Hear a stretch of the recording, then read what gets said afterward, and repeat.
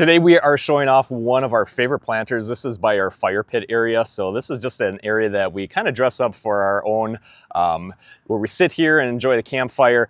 But this planter is what I want to show off, and it's a gorgeous combination of the SunPatiens, the Monarch Magic Ageratum, and this beautiful trailing Dichondra, the Silver Falls. But we had an extra that we were not expecting. You can see there are morning glories in here. We haven't planted morning glories in this area for at least 3 years. So we're trying to figure out, where did the vines for the morning glory come from? But they do reseed themselves, and we think that up on top of our deck here, there were some morning glory seeds, and somehow they just happened to fall down in this planter and started. So we're probably going to pull these out because they really are taking over, and they're covering up that beautiful color of this planter.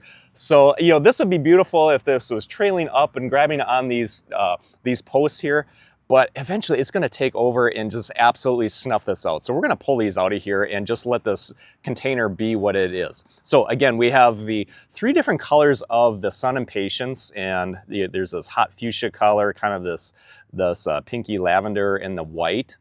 The Monarch Magic is an ageratum. It's a tall ageratum, and it's Monarch Magic because it draws in those butterflies. We're constantly seeing butterflies, and the pollinators visit this. And then that Dichondra, the Silver Falls, trailing down, just gives that little elegance to it. Now, I want to show this planter. This is a heavy ceramic. It's very, very thick. Just this ceramic container itself, and it is way bigger, I know, than when it shows on camera.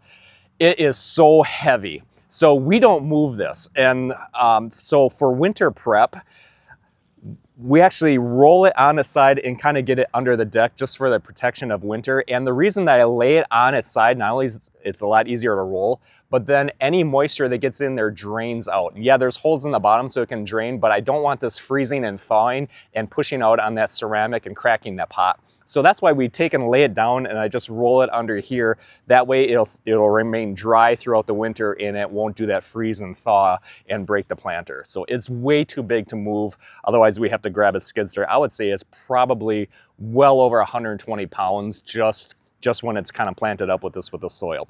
So that is our container, that little surprise, the extra, the morning glories. That's something to remember. With morning glories, if you plant them, they'll just keep coming back because they do reseed themselves. So be careful where you put your morning glories, because you will probably see morning glories reseeding themselves for the next few years.